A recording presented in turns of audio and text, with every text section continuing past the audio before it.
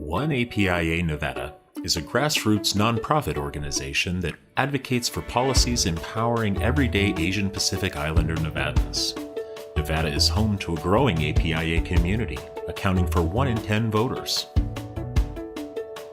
We are One APIA Nevada.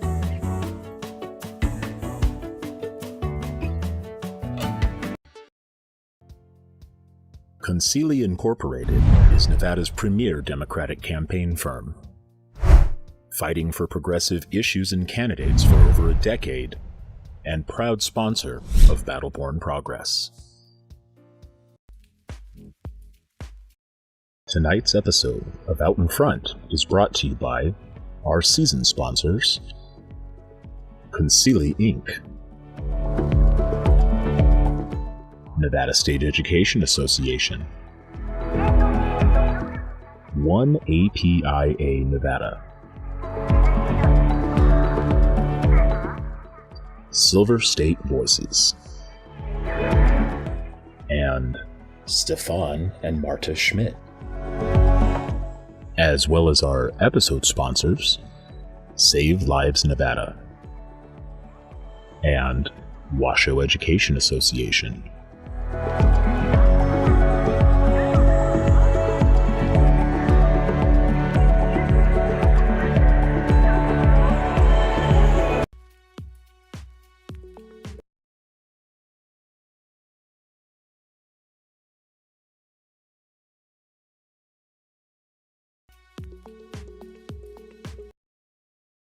All right, welcome back everyone to Out in Front with Annette. My name is Annette Magnus and I am the Executive Director of Battle-Born Progress here from beautiful Carson City with another special session underway, and we are here to cover all of it from start to finish. So we had a lot of action, well, not a lot of action today. It was a lot of hurry up and wait on this Sunday. And so I have my team here to explain exactly what happened or didn't happen in the chambers today and why that's the case. So we're going to talk to Maria Teresa from our team first, and then we're going to bring in Eric Jang from ACDC, who is working with us for with the Asian community. But first I want to bring in Maria Teresa to explain exactly what happened and why all of this kind of slowed down a little bit today. So Maria, we were at the hotel most of the day, kind of watching, waiting. It was legislative time, as I predicted last night. They said on the assembly side they were going to start at noon. It started about 4 o'clock. Same thing on the Senate side. The Senate actually did say they were starting at 4. So it was a lot of hurry up and wait today. That's kind of typical for these sessions. That's a nonpartisan statement. That is legislative time, friends. And that's how these things kind of go. It's a lot of like, oh my gosh, scramble, scramble, scramble, and then wait. So what happened in the assembly today first? Let's talk about what happened in that chamber because everything happened on the floor of the Assembly and Senate today. Yeah, so today what happened at the assembly is they did not start at 12. Start there. They actually started closer to what Majority Leader Benitez Thompson said was going to be the time. Originally 6 p.m. They started about after 4, about 4:30ish is when they started. And so what happened there on the floor once they got going was they voted on Assembly Bill 1, which is the less sexy redistricting bill. It's the regents bill and the filing for judicial candidates, the changes for that to make it easier on our registrars. And it's an equally as important bill because the filing issues, that is very the important. judicial filing issues are real. Joe Gloria, our registrar of voters in Clark County, has addressed this. Other registrars have as well. So we want that issue addressed because it makes their jobs easier. But also the regents lines being drawn, that is constitutionally mandated by this body, and so they have to get that done too. Yeah, very important stuff. It's not the wild one that everybody wants to hear about and know about. So it's the least sexy one, but still super important, especially that judicial. I feel like the judicial filing one is going to make a lot of our registrars so happy now. And that passed. So that was the first order of business, was passing it from the assembly over to the Senate, which is what the assembly did today. Okay, so the assembly passed that over to the Senate. The Senate actually went behind the bar, then took up that measure. So let's talk about the life of Assembly Bill 1 first, or Assembly Bill 1 first, yes. And then let's talk about the life of Senate Bill 1, because that is where the big show is. So sexy one. After the assembly voted out Assembly Bill 1 on general file today on the floor of the assembly, it moved over to the Senate where they basically immediately acted on that. So why is that important, and why unfortunately they did it behind the bar without the public being able to hear it, but that's neither here nor there. That's par for the course with this process at this point. And we criticize that, by the way, because that should not be happening. The public should have access to behind the bars.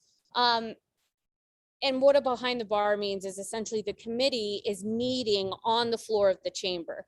You saw on the assembly side, they did that on their microphones so the public could participate. The behind the bar on the Senate side did not happen in public view. So the camera was not on and they were not on microphones. So nobody actually knows in the public what happened with that. Luckily, we were in the chamber to actually see, but that's what that means. So they voted it out of committee and then took action on the floor. Tell us about that. Yeah, so they voted it, they took it up on the committee. The Senate did. In the Senate. And what I will say is that I prefer the way the assembly did the committee meetings on the floor, because like you said, the public that is not at home, which is the majority, 'cause it's just us here, basically, the majority of people, all of you watching, you can see what they're talking about, because the Senate committee not only voted on it today, but they also, Senator Goycochea had some questions, especially on the reallocation of incarcerated Nevadans. And there was a little bit of a discussion before it ended up passing. So if you were watching from home, you didn't get to see that discussion. Luckily we got to hear it because we were like this from the gallery. So it is something that hopefully gets fixed. Webcams over by the corner. But that is what happened today on the Senate. We got some elected officials going back in the building for their official duties. So if you're hearing that, that's what's happening. I think they locked the doors, guys, even on you. We're on our live stream. You can come say hi. Yeah, you can come say hi. We're talking about what we're live with the people of Nevada. Say hello. Hello, people of Nevada. Hey. Introduce yourselves. Wow, this is really nice, except for the light in your eyes. Senator Hammond, I hope you guys have a good night, and I'll let you guys carry on. Yeah, thank you, senators. Good to see you. Never know who's going to show up on Out in Front. We're open to everyone. So, all right. So the Senate situation, what is happening? So they moved the assembly bill out of the committee, off the floor. And now they took a vote on the floor of Assembly Bill 1. So basically what happened is one of our guests that just happened, Senator Scott Hammond, proceeded to motion to suspend all additional rules because they suspended some rules earlier, but now they needed to suspend some more rules so they could consider Assembly Bill 1 an emergency measure. Now, what that means is that all of the rules of moving the bill along the second and third reading were suspended so that it could go directly into third reading. What that does is it makes it much more timelier because the bill still, even with the rules that were suspended, would have had to have a second reading and a third reading and to general file and then a vote or discussion and then a vote. So what Senator Scott Hammond, who you just saw with his food, did was let's suspend the rules, make it an emergency measure so that we can just pass it. And what it really that was done for was to make room for the work tomorrow and Tuesday, which is Senate Bill 1. So they finished Assembly Bill 1. It is off and out of the legislature now. So it's really important that Assembly Bill 1 got done today because, like Maria says, it clears the way so that we can do the more controversial bill, which is Senate Bill 1, which was moved out of the Senate today. So that was moved off the floor of the Senate. There was a lot of discussion had by both parties about whether or not they should be moving a bill that is clearly stated now. We've seen various reporters putting it out there. It's clearly stated now that there will be an amendment added to it. We have not seen the amendment. To be very clear, I have not seen the amendment. None of the coalition partners who weighed in yesterday, who got movement on some of these issues, saw the amendment. We have not been included in this process. So now we are waiting on an amendment. So they essentially took a vote on a bill that nobody's seen the amendment for, and it's going to go to the other house where the debate is actually going to happen on that. Right, exactly. And it's funny, I was talking to one of our new staffers about what is currently happening with this bill. So they took the vote today. There was debate on the floor on the vote. We heard both sides, talk about how much they loved it, how much they hated it. And then additionally, those that hated it, how much they hated the fact that really this vote is about a map that is going to be changed anyhow. Now, there's various reasons as to why that could be happening. Some people think it could be expediency, right? Pass it now as it's being changed and drafted as the amendment work is happening behind the scenes, because sort of, behind the scenes is that you actually have LCB staff, that's the Legislative Council Bureau. They're the ones that do the drafting and the researching. And they're real human beings that are outside of the political process. They're the ones you don't and see. They're incredible human beings doing the Lord's work. So they're the ones that right now are having to draft what we saw in the press release that various reporters tweeted it and we tweeted about it. And that has to be turned into actual legal language in an amendment that will then be included in this bill. So there's various reasons as to why that could happen. I do think that there is a point to, if we are amending it, why are we voting now? Why don't we wait for the amendment? It's a transparency issue. Exactly, because, I would love to see the amendment, because if you do read the press release, it says that the amendment and changes include, so that could mean that there's more things, maybe, hopefully. So it really, a press release gives us a preview, but it's not the real thing. It isn't real until it is on Nellis or printed here and proposed. So we're still waiting on that. And that's what we're waiting on the amendment. It's going to happen tomorrow. Tomorrow is going to be all day SB1 in the assembly. But everybody's waiting for the amendment. I know I'm going to be refreshing Nellis all night. Yeah. And I think that's really important, just as a legislative process overall, and explaining the legislative process to our viewers at home, maybe who've never gone through something like this before. My mentor taught me this. You never take a press release for what they say it's going to be. Anything can change. And it's not until you get that bill language or that amendment language, which is the final take, right? And even then they can still make changes and amendments and things like that. And so the meat really is in whatever that amendment says. And until we get that actual official amendment from the Legislative Counsel Bureau, it's not good enough just to have a press release. That is not good enough. And we need to see the actual text before we can move forward with our coalition, Nevadans Count, which if you're not following us, Nevadans Count on Facebook and Twitter, please do. But we can't make a decision on where we're at on the bill or anything until we actually see the text of that amendment. So Maria, talk to us about what the press release that was put out by the majority party today said was going to be in there, because there was one key component that is still missing from what the press release said. And it's the main point that community advocates and people from around the state were making yesterday, other than the technical issues. So talk to us about what they said was going to be in there based on their press release. Yeah, so far there was just going to be, and this is still important, the reallocation of folks in prisons, which is a big deal. Yeah, the prison gerrymandering situation that the ACLU worked on But with the governor's office, that was done by the governor's office and the ACLU specifically. So I want to make very clear who did that work. yeah, and I really want to ditto that and say that all of these things that are going to be changed, and if the Latino thing gets changed, which hopefully does, was all because of the advocates that are here showing up every day, talking to everyone they can that has the power to do something. None of this work that legislators do is in a vacuum. It's all based on feedback and the work that advocates do. So we have the prison gerrymandering. We also have two important issues, which is some of the gerrymandering that a lot of folks from Northern Nevada thought was happening. Had concerns about, yeah. And so it's essentially keeping certain communities of interest in Northern Nevada together.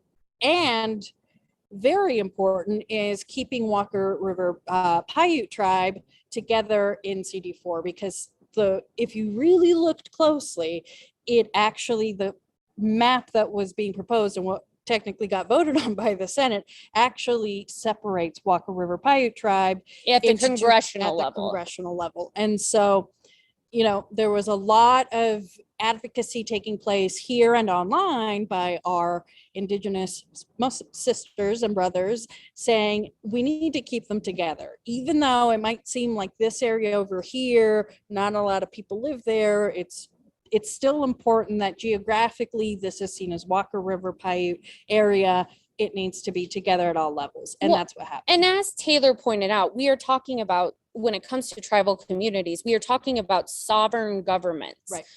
That if they are going to Congress to advocate for themselves, they need their reservations, their areas, their land needs to be all in one congressional district and kept whole. Yeah. It's not enough to say, oh yeah, we checked the box, they're mostly whole because we did it for the Assembly and the Senate.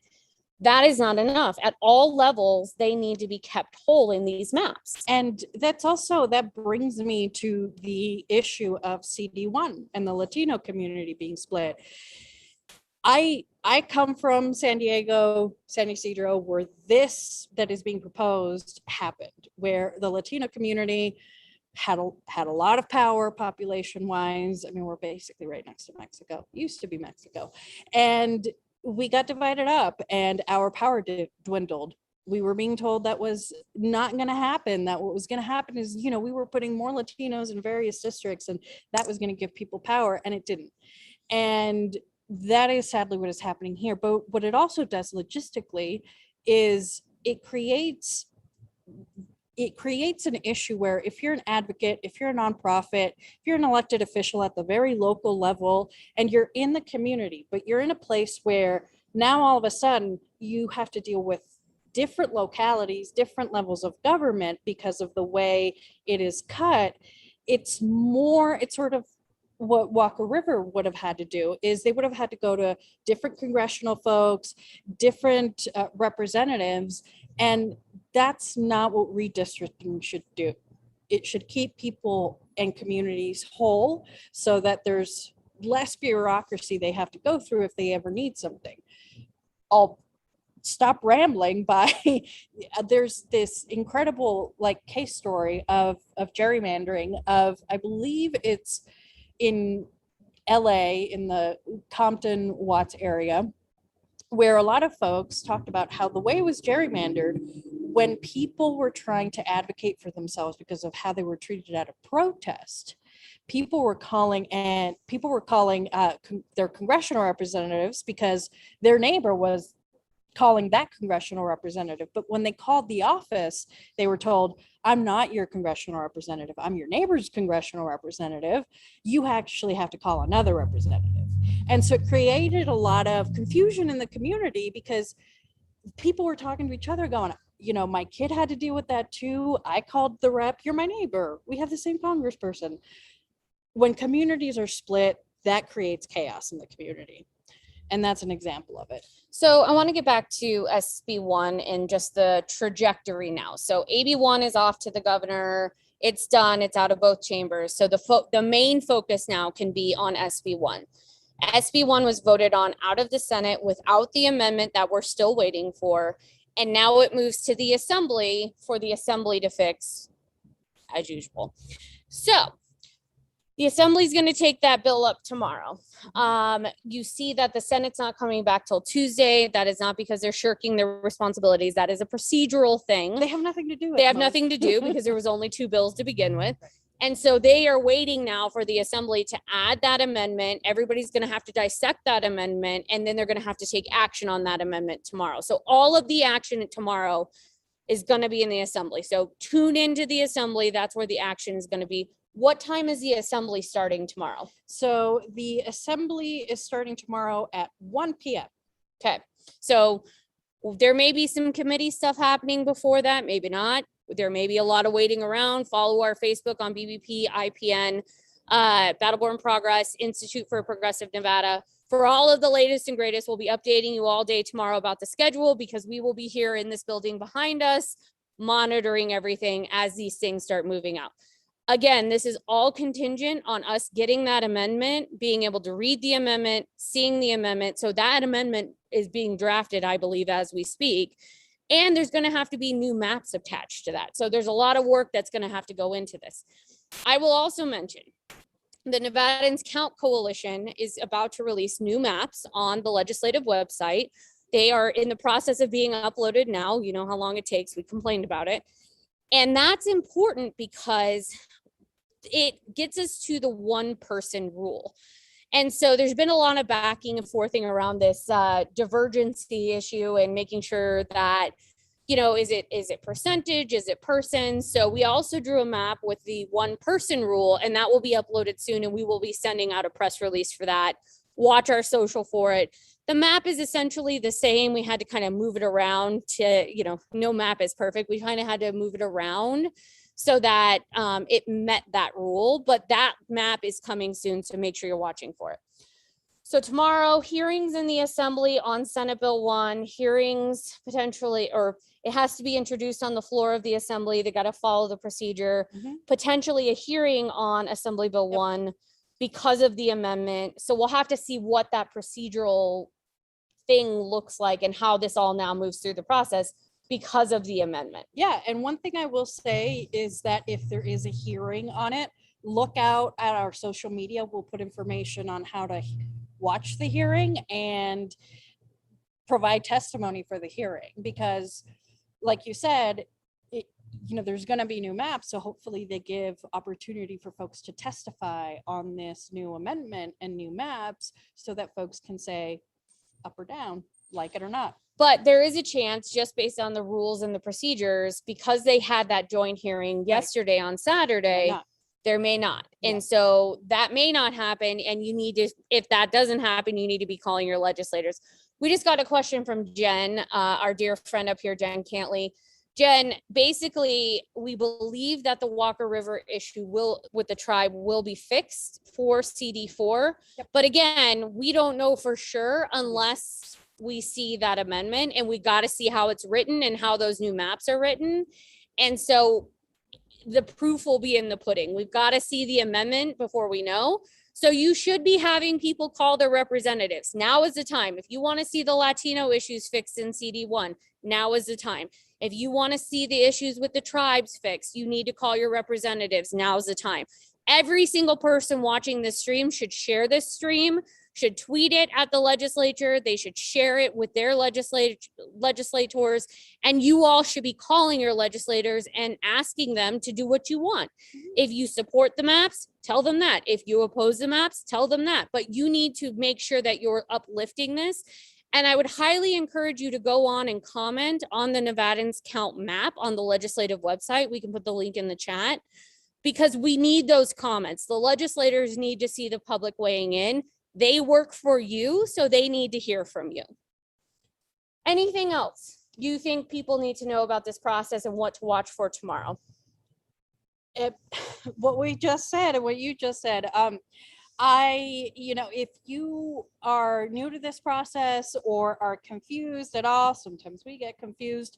Seriously, Been confused a lot on this. just stay tuned on Twitter, because we are here to do exactly what Annette was saying a little bit earlier, which is to provide the information to you on social media, on Twitter, on Facebook.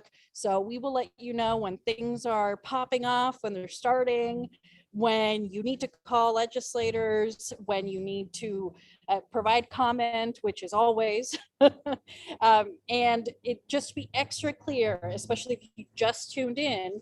You need to call your assembly folks. Don't call your senators. I mean, if you want to call them, fine. But like we said, senators are done. For the most part, For the until most the part. amendment comes back. So for now, focus on assembly folks. So it's we can put it in the chat. There is a web page where you can see all of the phone numbers and you can find names. out who your legislators Yep. actually are. So find out who your assembly person is, call them. You feel free to also call all the others and say what you think about the map. And I wouldn't stop at calling. They don't have legislative staff during special sessions. So I actually wouldn't call unless you have their personal numbers. Hit them up on Twitter, hit them up on Facebook, slide into their DMs. If you've got their email address, the email addresses are all listed on the legislative website. Email them.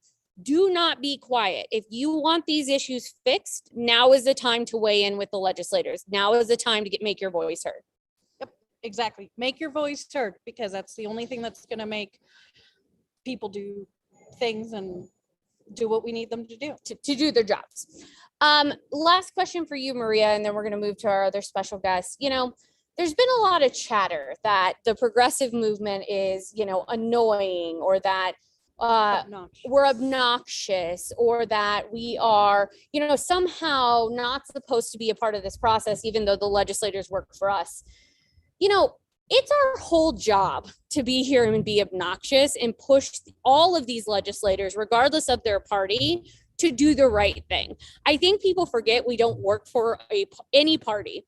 And yes, sometimes we'll side with one side over the other on issues, but that is not because we're partisan. That is because that just happens to fall on the political spectrum that way.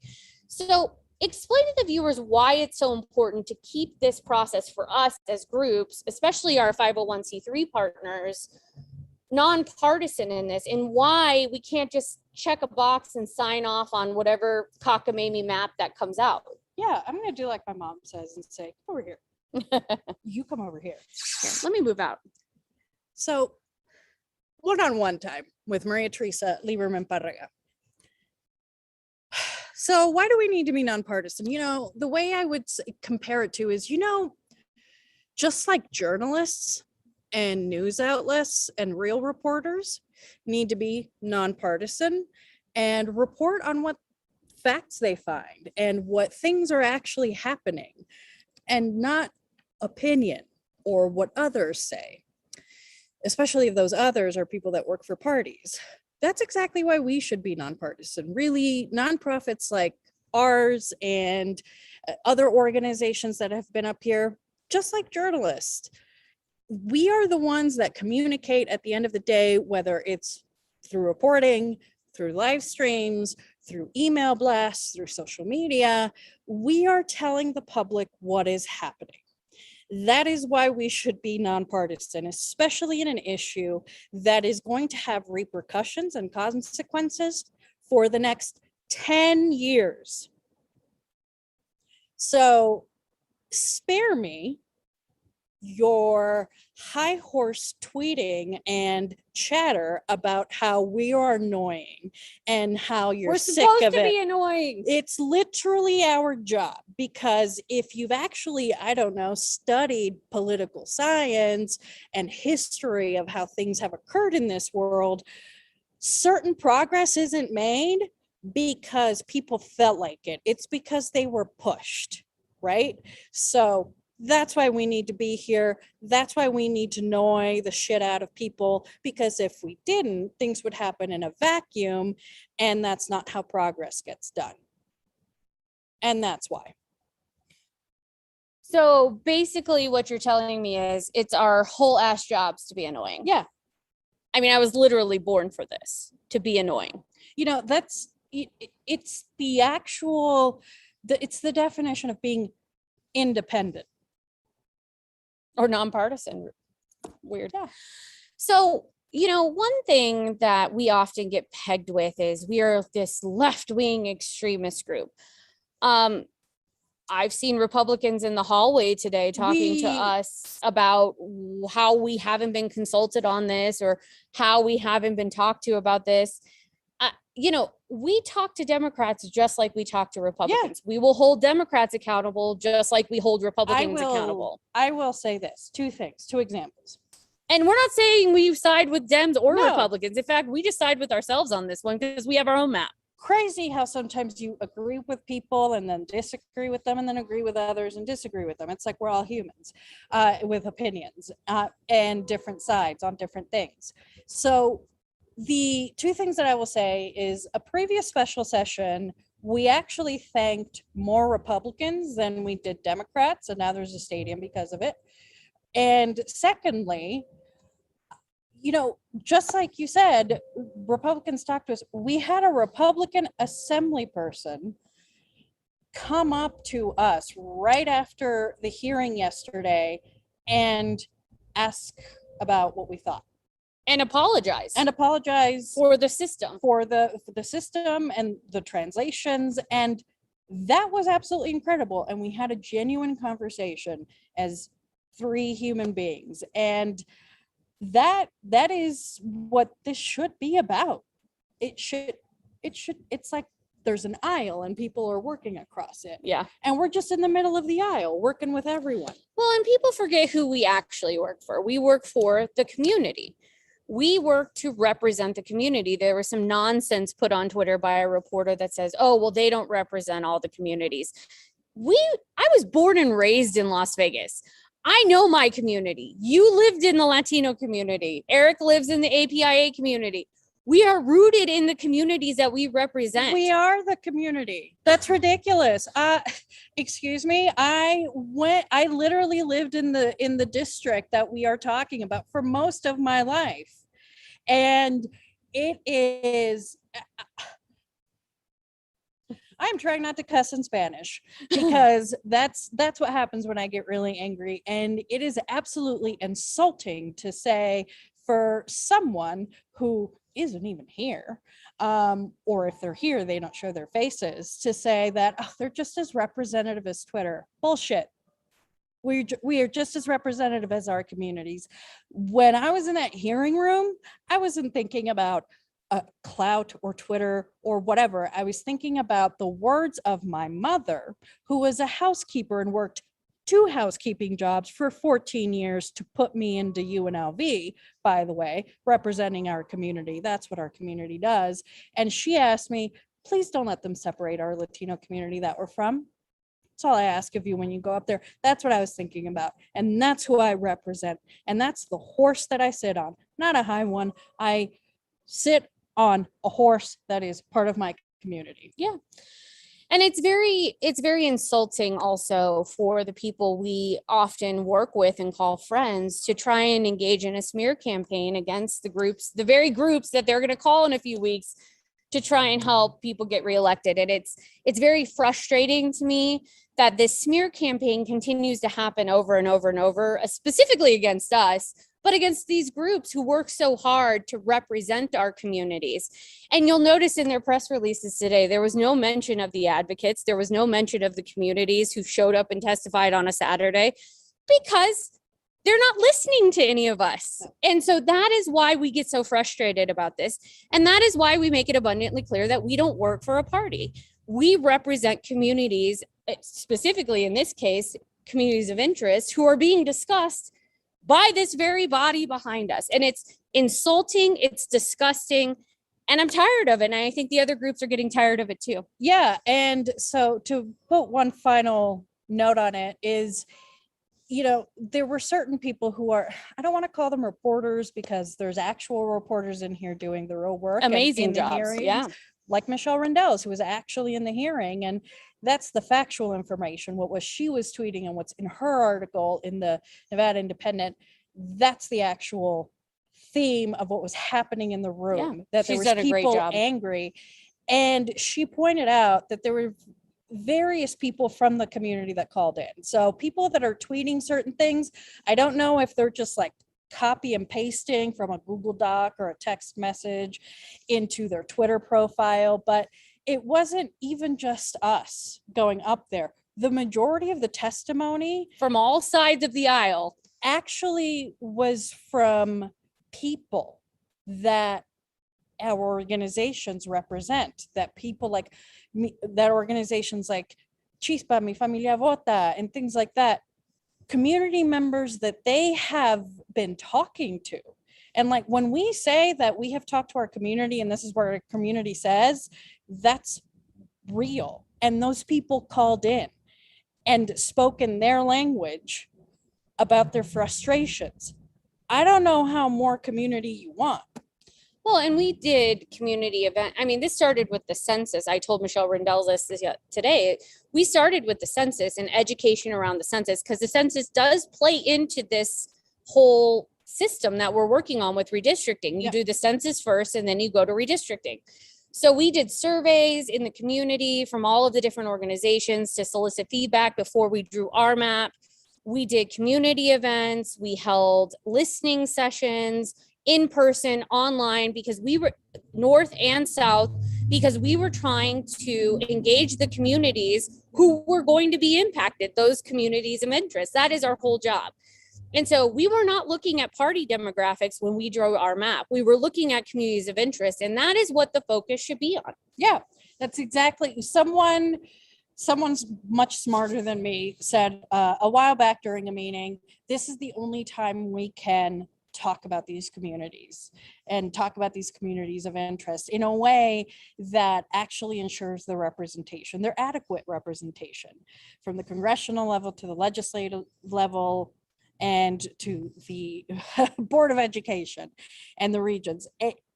That's what it needs to be about. That it's what it's supposed to be about. Yeah, I talked to a reporter today, Michelle actually, and she was asking me about, you know, the difference between, you know, splitting Latinos up into 3 different districts versus in that power versus keeping them together in one. And what I remarked back to her is it's not, and even in your case, representing this organization, it's not our jobs to tell the communities how to feel on this. Yeah. It is our jobs to represent the communities and what feedback they're giving to us. And the feedback we have received from the communities that we've actually talked to is they don't want to be split up. We're about to talk to Asian Community Development Council. They felt differently on a map. We respected that. We moved forward with that. So it's about listening to communities, getting that input and respecting them, especially as a white person for me. You're Latina, but as a white person for me, respecting these communities of interest and actually listening to what they want and what they need for themselves. Yeah. And that's what this process should be about, because guess what?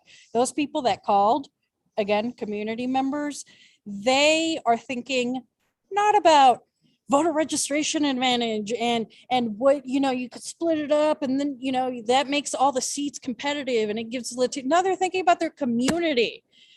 That's it. they're thinking about their community, and that should be prioritized over some lame ass political flexing. Yep. And Jen, Jen, I saw your comment come in just a few minutes ago. I would encourage you to watch last night's episode about the tribal communities. We actually had Taylor on from NBAN, and she explained all of the conversations around consulting tribes or the lack of consulting tribes, and also how this process has been for the tribal communities. So watch last night's episode.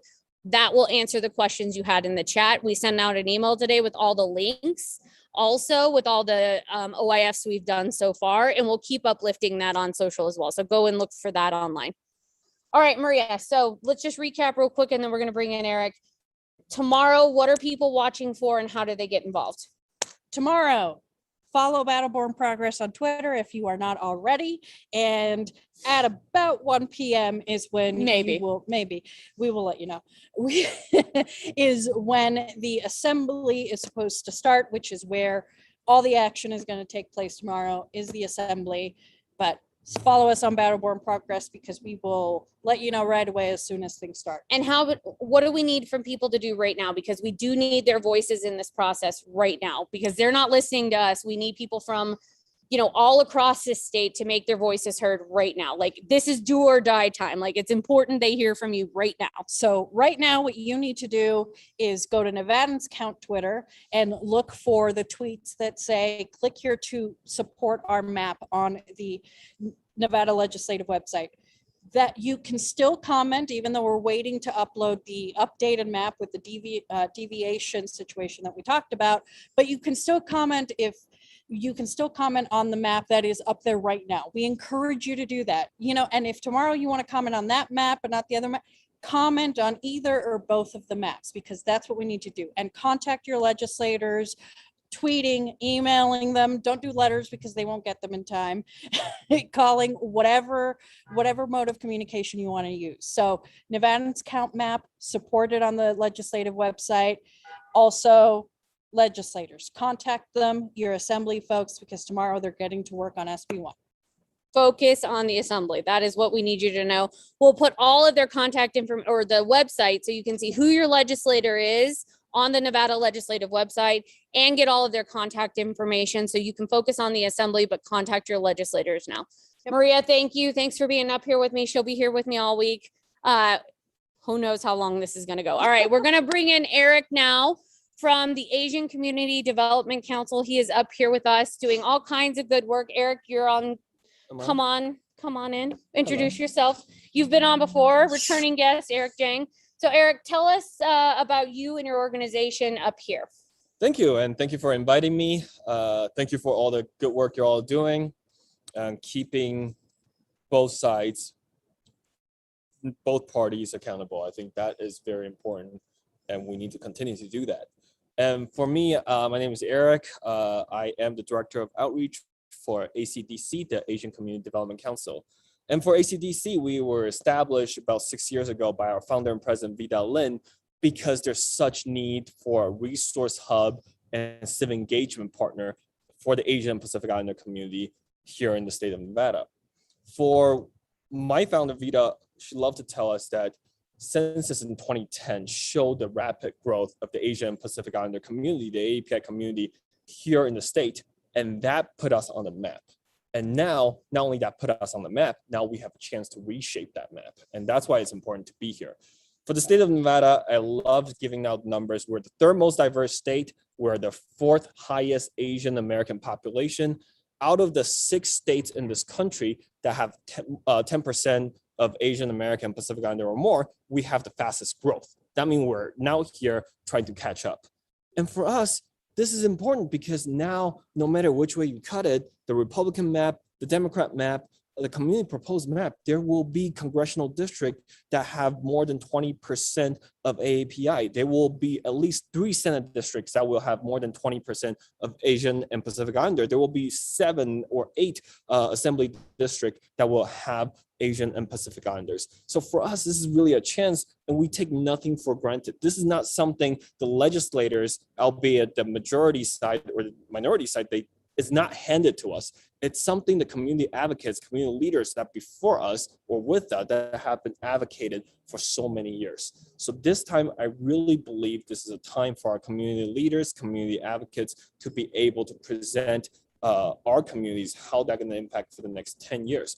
And I think that's the exciting thing too, because right now, we as a part of the Joint Coalition, Nevadans Counts, starting from late 2018, 2019, 2020, we did so much work in turning out the community to say we need to have complete count. We need to make sure that diverse voices are there. And now's the time people came out, got counted. We have more, almost 13% of AAPI in the state, in some places 30, 40% in the community. And now we did nonpartisan voter registration. We really showed the numbers. We did nonpartisan get out the vote. People came out. We know it's a voting block. So now let's make sure the community's voices are being heard. The boundaries are not hurting our communities, and going into why we're here. Then what are we considering? So for me, the main, as a community advocate for the Asian community and Pacific Island community, we were able to do live stream. We were able to do in language flyers. We were able to partner with other organizations to produce Chinese, Tagalog, Korean, and Vietnamese materials to show the community why redistricting is important. We were able to do, we gather about 50 community leaders to soup dumplings and talk over why it is important over soup dumplings, I think back in October. And for us now, then this is game time. And for the game time, it's fast, it's furious. And I agree with a lot of things you say. So for us, what are we considering? The main three things. First is community access and transparency. We had one meeting at the Clark County Chamber where we were able to bring community members and present some of our concerns, some of our comments. I think that was the one meeting. And then until now, we saw the map, and this is going to happen, I think, Wednesday, Thursday, the map dropped, and now we're going to have this in the next couple of days. So the first thing is the community access and community input. How do we, as community advocates, we were able to do a lot of national training for the Asian American community, but how do we bring in more community leaders, more community from the Asian Pacific Islander side to say this is their input? And we're doing that right now and trying to catch up, but it's not an easy way. It's not an easy way where you can just draw a map for a certain region, whereas whenever we have to submit the map, it has to be the entire state, which we did not have the capacity, nor the professionalism, nor the expertise to do it. And I feel like that hindered our ability to do it. The second part about the community, what we're considering as a community, is now the two things about having both maps that represent the community and have leaders that's willing to step up. So it's important for us to not only have maps that's not gonna deter Asian and Pacific Islander leaders to run for office. On the other side, we do need folks within the community to be willing to step up, to have that leadership pipeline, to make sure it's not always being checked in the box, consulting the community, who would you like to be represented, but did not give time or investment into growing that power and voice from the community. And the last thing for us is important. Whenever there's drawing map, it's a very political and it's a process about power, about calculations. So how does community advocates like us can be involved? It's for us to think who is representing us now. So that's the next 1 or 2 cycles for the next 10 years. But now with the community maps that we have is how do we encourage community to be involved, to step up and run for office. We're a 501c3, we're nonpartisan, but for us, no matter they're Democrats, Republicans, or nonpartisan, we want our community to represent us in every way, in every level of the office. And that's important. So not only we're looking at who's representing us now, are they representing our interest? It's down from the next 4 to 10 years, are they able to run? Are they ready to run and have true representation and true equity? So that's the thing that we're considering. And so for us, it's a lot of things, a lot of rapid response and trying our best to consult the community leaders. That's mostly in Las Vegas, but we're also seeing in Reno and rural the growth that we're seeing. So I think that's very exciting. It's 46% in the last 10 years. And I think that makes us one of the fastest growing communities with the indigenous communities as well. So I want to talk to you about consultation. Mhm. We talked a lot about this last night with Taylor as well. Talk to me about why this process is difficult for communities of color to navigate. Hell, it's difficult for me to navigate, and I've been here 100 times, but I've never done the redistricting process, and I'm still learning. Mhm. How has it been for communities of color to try and navigate this space, and why is it important to consult communities before you draw these maps?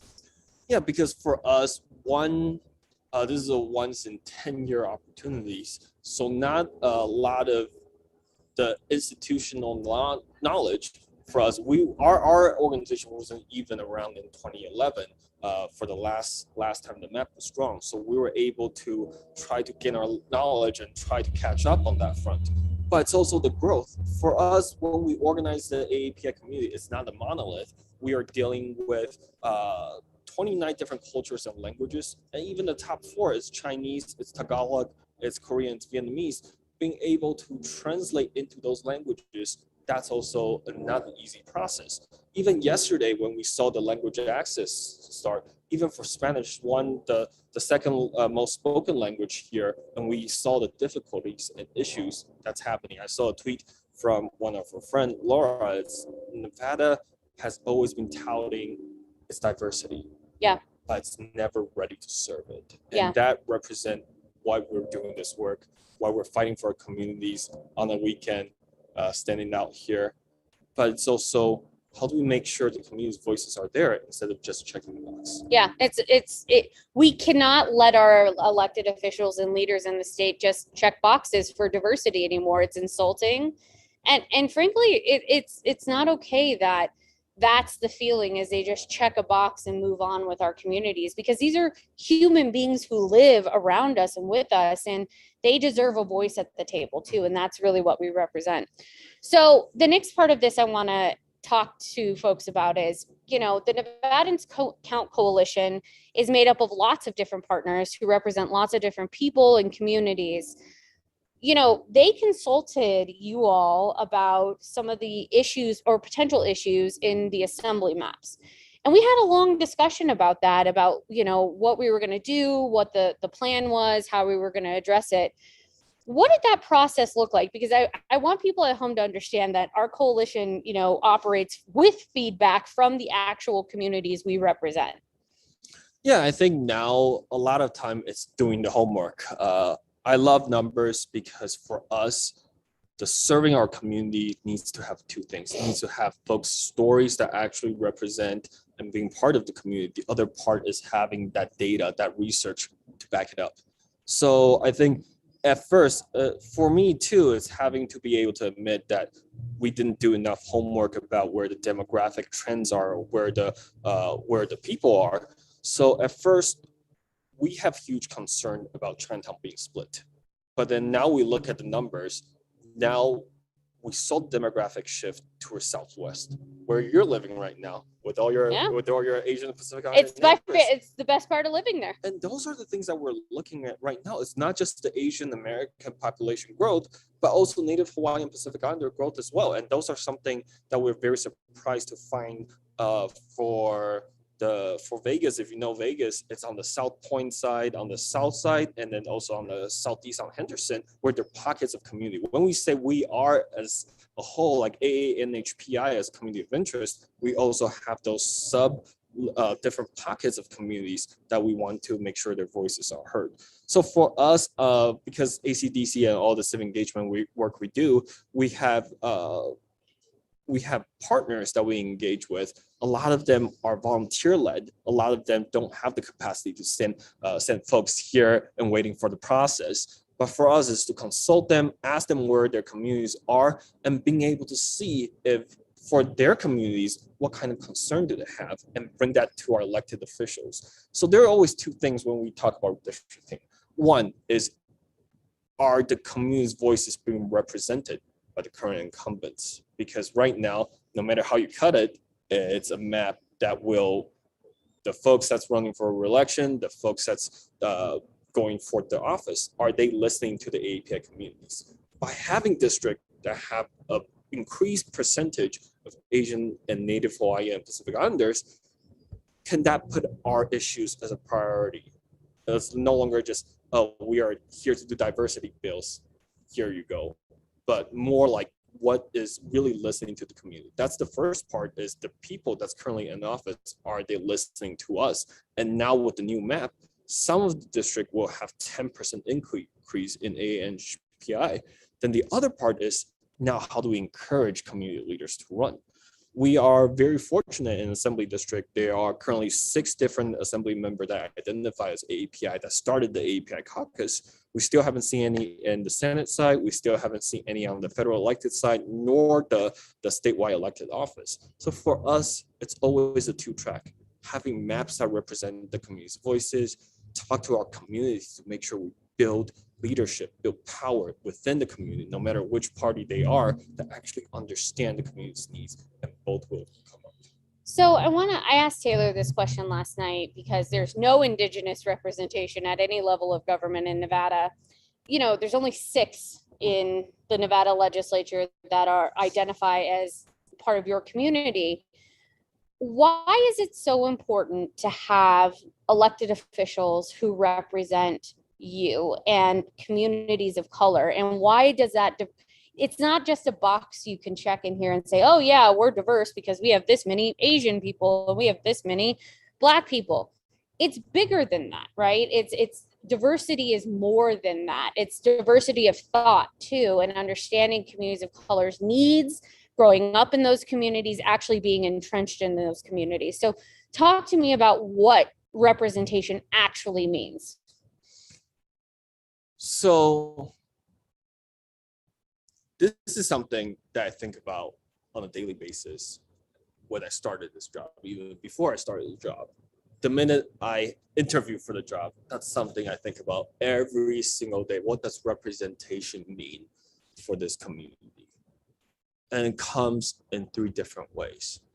And the first thing, it's seeing people like us. I think that's important, is there's always, before, now people saw the growth in AAPI civic engagement, the growing in participation, and now becoming a lot of time the critical mass and the key kind of the turning point. But then it's also seeing people that look like them. Before, there was always like our AAPI is just having a low turnout, low registration rate. But it is that cycle of, I don't see anyone that look like me, that can represent me, so I'm not going to get involved. And then the people that's already in elected office, seeing that low engagement, so they're not prioritizing the issues. So that's the cycle we want to break. Redistricting is an important process of that. That's the first thing about representation, is seeing people that look like us. The second thing is for people hearing the true us. A lot of time, that's the work we're doing. That's why I love data. That's why we love story banking, talking to real community members, bringing their voices up front, is no longer just what people imagine the AAPI communities are. We're trying to dispel that model minority myth. We're doing a lot of family services. We're talking to our community members. We're going to different events. We're going tabling. I remember between Labor Day to the end of October, our staff went to 72 different events, from festivals to tabling to general membership meetings, to actually not just checking the box, to sit there and understand and actually be part of our communities. And I think that's the important part, is hearing from the true diverse, not the monolith, the 29 and more different folks. A lot of time people just say, oh, okay, we can divide people into Chinese, Filipino. That's important for us, the country of origin. But it's also the class. It's also people's income. It's also people's different line of work. So understanding that diversity, that's important, the intersectionality of it.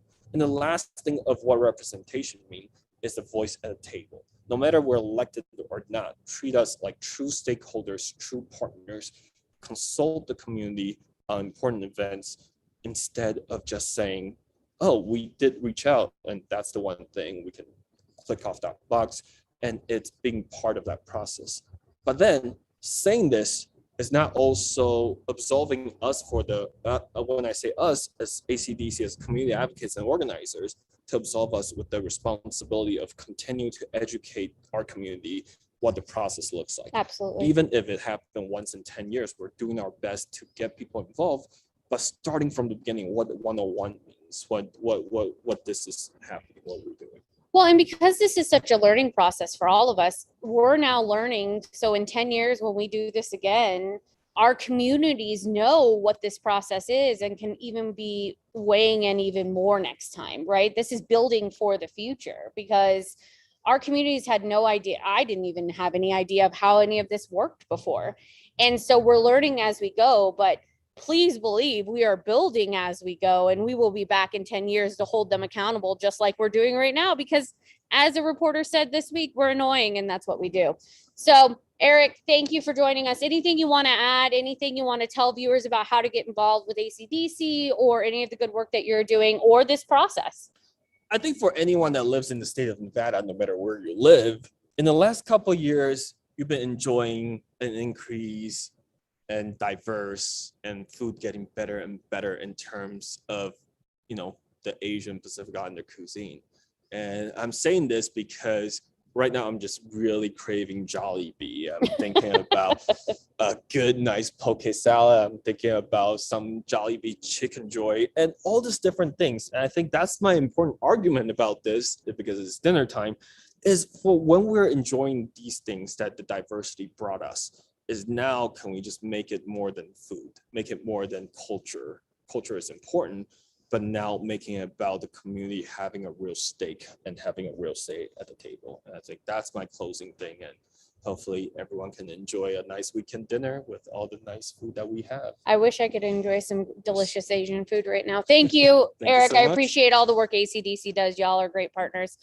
All right, so we're going to be back out in front tomorrow, but we will be here all week as long as the legislative session is happening. We will be here in front. We have our staff up here. We have our staff at home online, following along with everything that's going on, checking the maps for the entire state at all levels, and reporting back to you who we actually work for. I do want to note, I got some chats. Maria was right. The assembly floor session is starting at 1 o'clock tomorrow. There will be a committee, though, that is starting. We posted the agenda in the chat, and the agenda for the Legislative Operations and Elections Committee, I believe, will be happening tomorrow at 10 a.m. I'm sorry. The Select Committee on Redistricting and Elections, not the normal title. So I just want to flag that 10 a.m. for the Select Committee on Redistricting and Elections in the Assembly is 10 a.m. So that is the committee hearing. So we will be there. We will be covering it. We will be live on Facebook and Twitter. So follow along with us. We will be there every step of the way to make sure our voices are heard. And then there will be a floor session at 1 p.m. tomorrow. So we are assuming by 10 a.m. we should have some sort of amendment. Hopefully, we see the amendment go live here soon. We will be refreshing all night and keeping track of that because we need to see the amendment before we can say yes or no, up or down, maybe on any amendment, because we need to see what's actually in there. We'll do the committee hearing at 10 a.m. We'll be covering that live. And then we will hopefully go to assembly floor around 1 p.m. tomorrow. That's when that is supposed to start. So just wanted to flag that. Maria was right. 1 p.m. for the floor, 10 a.m. for the committee hearing. Follow along with us on Nevadans Count. That's all of our coalition partners. Follow along with ACDC, NVAN, Mi Familia Vota, all of our different amazing plan, all of our amazing different partners out there covering this live from the legislative building. You can also follow along with us on Facebook and Twitter. One really critical update I did want to say also is our new map is live, everyone. It's live. So this is the updated map that we made from yesterday. We had uploaded a map yesterday based on the feedback from our partners in the actual communities that all of us have been working with for over a year now on this process. And so the new map, our plan, as we're calling it, it is plan number or map number 787 on the Nevada Legislative website. We will post it in the chat so you can comment on it. Again, it's number 787. So that is the Nevadans count map. It is a nonpartisan map. It wasn't influenced by one party or another. This map was created with community feedback and all of our partners based on the one person rule. That is a really important thing. And that is why we wanted to update the map so we can follow all of these different rules that are coming at us, you know, one after another. So this follows the one person rule. You'll see it's slightly different because we kind of had to make it look a little different based on the one person rule, but it also accounts for all of the prison addresses that were found in this process that the ACLU forced them to find based on a 2019 bill. So this includes all of that data. This includes the one person rule now. And our Nevadans count official map that we need you to comment on is number 787. So please go on the Nevada Legislative website tonight and comment on that, that proposal on that map, because we need positive comments on that map, because it's a more fair map that represents what the community wants, specifically the Latino community in Las Vegas that is asking to be kept together. So please, please, please go on the legislative website and comment on number 787. We will put all of that in the chat. Again, we'll start at 10 a.m. tomorrow in the assembly chamber behind me and in their committee room. And then we will move to floor at 1 p.m. So follow along with us on Battleborn Progress, Facebook and Twitter. You can also follow us for updates on Institute for a Progressive Nevada, which is where the majority of our work is being done right now, our C3 organization. Both organizations will be covering this all day for you, and we will be back live in this building tomorrow. And we will be back live with you tomorrow night out in front with Annette with other guests from our coalition. So thank you so much for joining us. Please make your voices heard. Go and comment on our maps. Call your legislators, especially your assembly members, and make your voices heard. There's not a moment to waste now. It's go time. So we need all of your support. Thank you so much for joining us. Stay safe. And we're signing off from Carson City. We're going to go eat some dinner. We'll be back live tomorrow. Have a nice night.